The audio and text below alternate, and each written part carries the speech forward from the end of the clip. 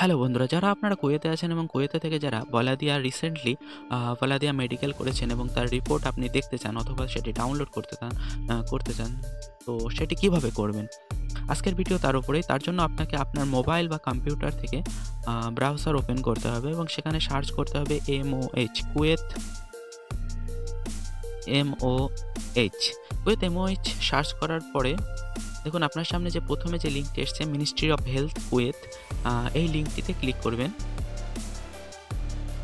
লিঙ্কটিতে click করার পর আপনার সামনে এমন একটি পেজ ওপেন হবে। এই পেজটি ওপেন হওয়ার পর আপনি একটু নিচের দিকে গেলে অ্যাপয়েন্টমেন্টস যে সেকশনটি আছে এর ভিতরে আপনাকে খুঁজতে হবে food handler appointment request. So এই ফুড হ্যান্ডেলার অ্যাপয়েন্টমেন্ট রিকোয়েস্টটি ওপেন করতে হবে। এখান থেকে দেখুন এখানে তিনটে অপশান আপনি পেয়ে যাবেন। একটি হচ্ছে issuing health card certificate, health education required document. So এখান থেকে আপনাকে যেটা চুজ করে নিতে হবে সেটা হলো issuing health card certificate. Issuing health card সার্টিফিকেটে ক্লিক করার পর আপনার সামনে আরেকটি পেজ ওপেন হবে। এই পেজটিকে আপনি ইংলিশে ট্রান্সলেট করে নিতে পারেন, কারণ এটা আরবিতে আছে। সো আমি এটা ইংলিশে ট্রান্সলেট করে নিলাম। এখানে দেখুন আপনাকে যেটা প্রথমে ফিল করতে হবে সেটা হলো সিভিল আইডি নাম্বার। আপনি এখানে আপনার সিভিল আইডি নাম্বারটা দিয়ে দেবেন।